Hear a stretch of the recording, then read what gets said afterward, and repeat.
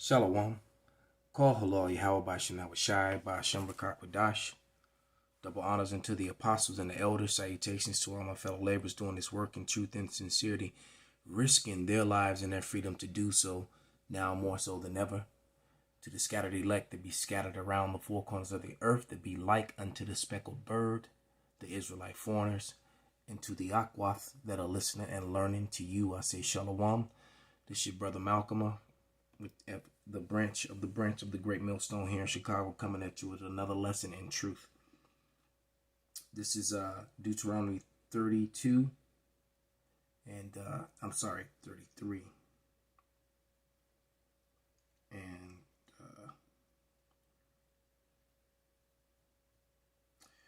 and 29. It says, Happy art thou, O Israel, who is like unto thee, O people saved by Yahweh, the shield of thy help, and who is the sword of thy excellency. And thy enemies shall be found liars unto thee, and thou shalt tread upon their high places. And we are going to tread upon their high places, because the time of Esau Edom is over. They are completely and totally exposed. They have lied about history. They have lied about everything. All right.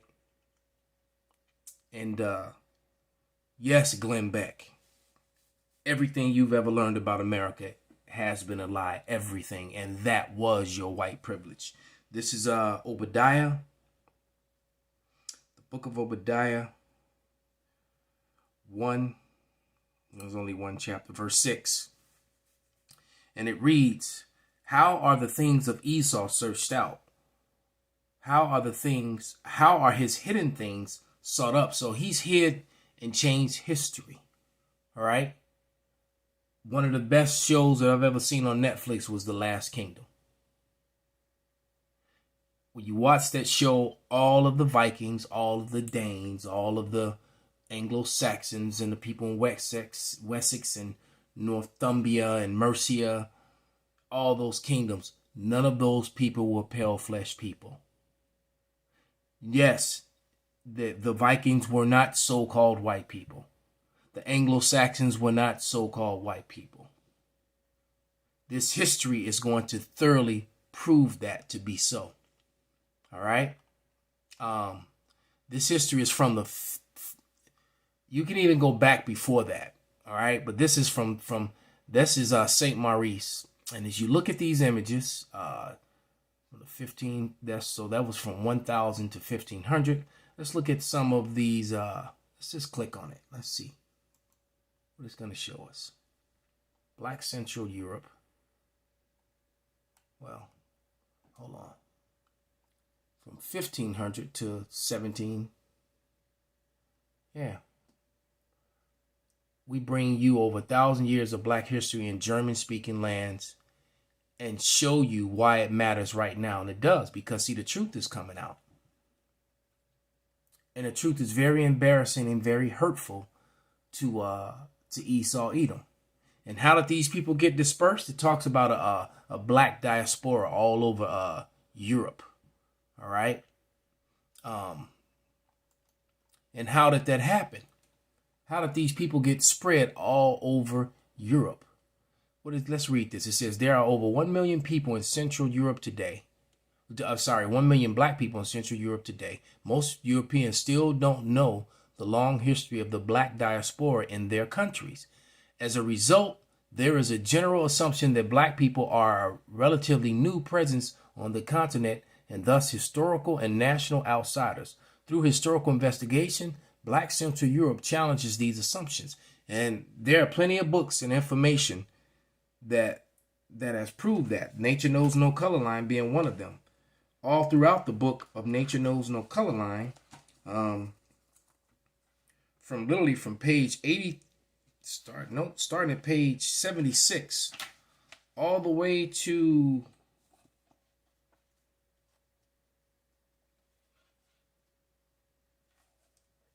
page 107 is full of coats of arms of Negro families of royalty and nobility throughout Germany, Holland, and all those different places in Central Europe. and all throughout Europe. All right. After you had lots of anthropological books and studies that proved about that their bodies were found all over Europe. North, South, Central, all over Europe, man. And how did this happen? You know what? Let's grab a scripture. This is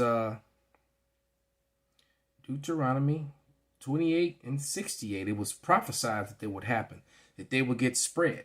All right.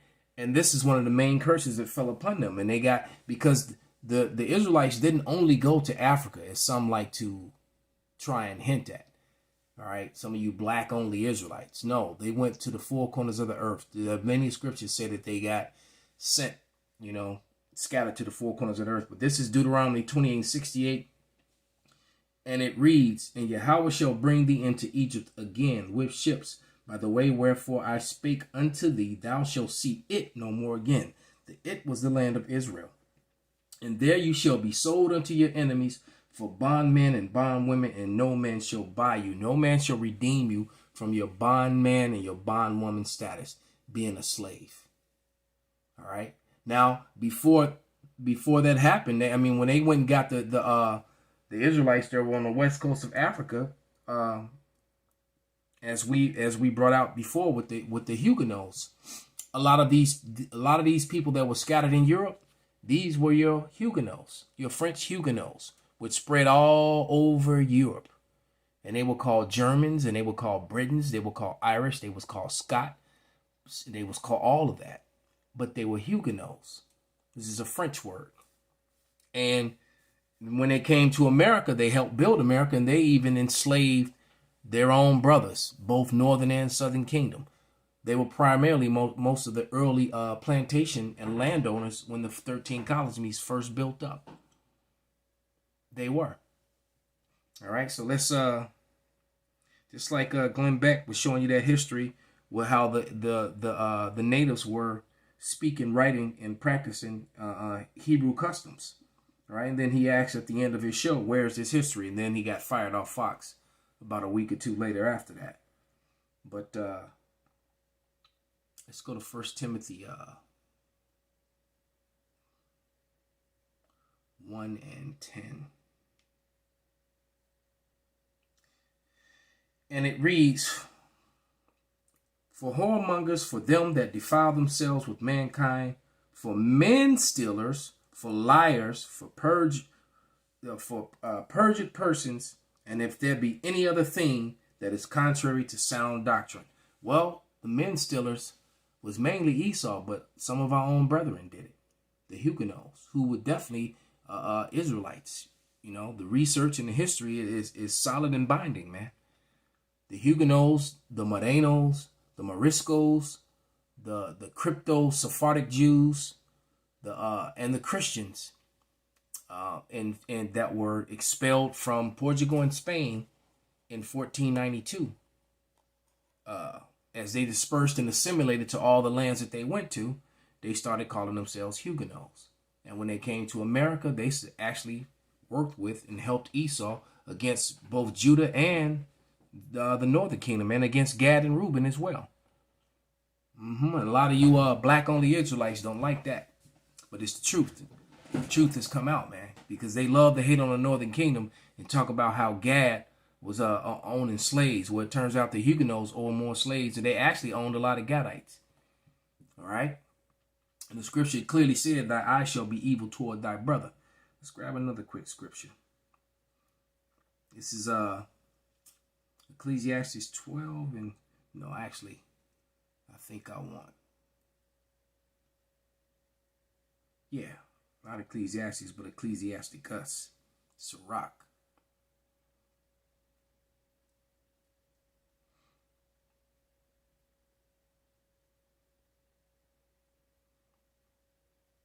Because see, those Huguenots trusted in Esau, and they ended up going into slavery as well.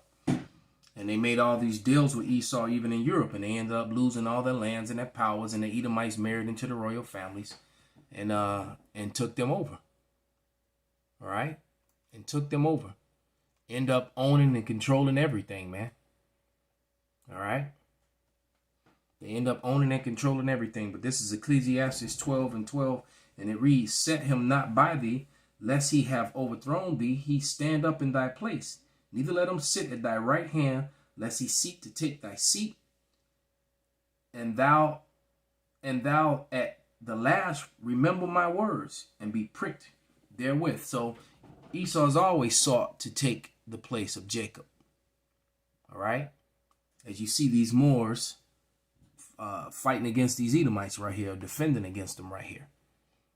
I'm not sure what this fresco is from, but it's very ancient, very old. And these Jakes are at a castle. All right. They're at a castle, and the people inside the castle are wearing crowns. All right. Royal, like these were people of royalty, man.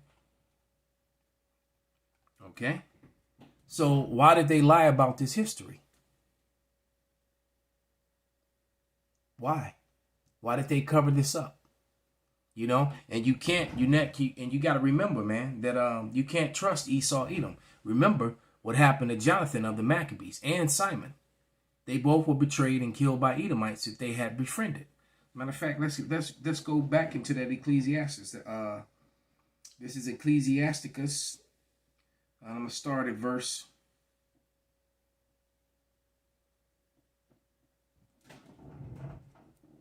10. Never trust thy enemy, for like as iron rusteth, so is his wickedness.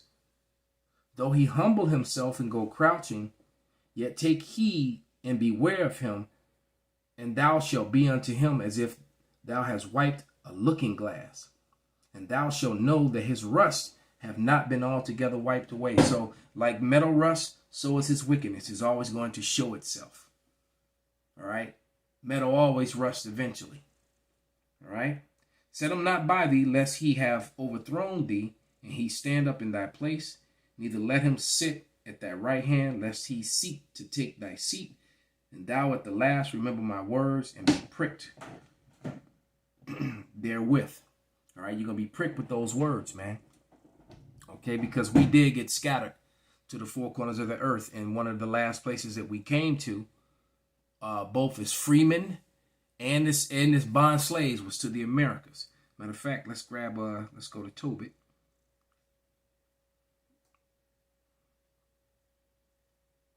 Um, 13 and read like 3 through 5 maybe. This is and it reads, confess him before the Gentiles, ye children of Israel, for he has scattered us among them. There declares greatness and extol him before all living, for he is our power, he is our Yahweh, and he is our power, our Father forever. And he will scourge us for our iniquities, and will have mercy again, and will gather us out of all the nations among he have scattered us. We got scattered to the four corners of the earth, man. All right. And then you had guys like, Johann Blumenbach, Ben Eliezer Yehudi, and basically they all supported white superiority in one fashion or another. Johann Blumenbach basically came with that whole Caucasoid, Mongoloid, and Negroid. All right. Darwin created his false science to substantiate what Johann Blumenbach made up. And then what did Ben Eliezer Yehudi did? He changed the Hebrew. He added the vowel points and mixed it with Yiddish and Slavic and German. And now they speak a whole nother language using Hebrew characters, but yet it is accepted and taught as if it is actual Hebrew, and it isn't. Right? They stood up in our places. All right? And they used a lot of our own people to set it up right here in America, in the colonies, man. Then they said, because there was a lot that happened, and don't forget about the thing in 1681. That was a big deal. That's a very important year to the so-called white man, because that was the year that he labeled himself by law as a new category of humanity. You had a new thing called white people. All right? Why? Why did they do that? Because in Ben Franklin, we're going to go to a letter that he wrote. his observation of humanity or something to that effect. I'm gonna click on it. And what did Ben Franklin do? Ben Franklin basically made the difference between those Brits that were swarthy and tawny, between those Germans and those others that were not pale like the people on the left. All right, and you notice it's funny too that these people on the right, they're both dark and tawny. They're swarthy and tawny, different shades of brown. All right, you got the real chocolate ones, and then you got the, because there's more to the right. The camera's not picking them up, but there are other people that are. Matter of fact, let's just shift it a little bit. You see, different shades of brown. Okay, those are your dark, your swarthy, and your tawny. All right, and so you had so after these Huguenots, these race trading Huguenots who were Israelites, helped set up America. Now it was time for the pale people to raise up, and that was what the founding forefathers of America did. All right, so they took this newfound whiteness and took it to a whole nother level, man. All right, there was a rebellion. I think it's 1664.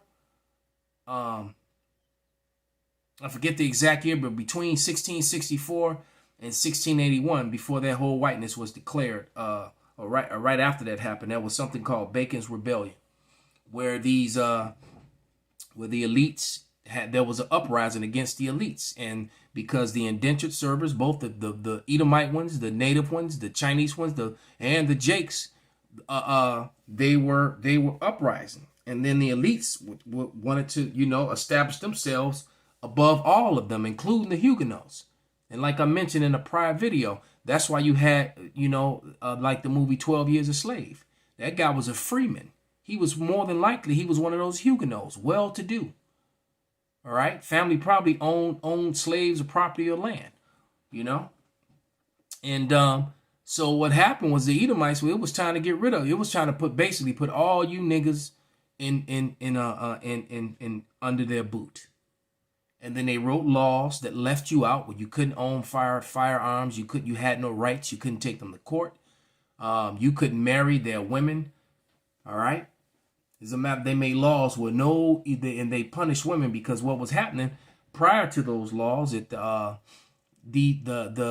Edomite women and all the women for the most part were marrying the Huguenots. They were marrying the natives. Some were even marrying the Chinese. No one was marrying the pale men.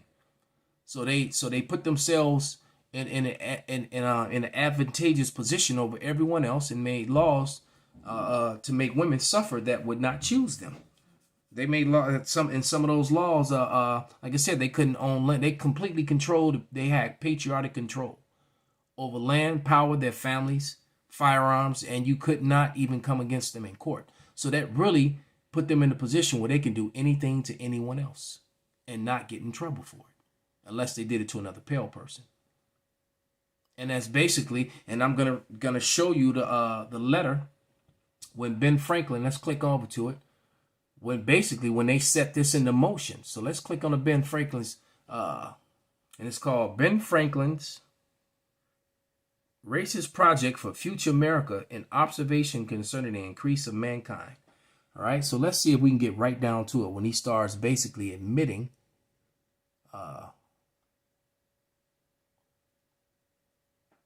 When he starts talking about, because this is the guy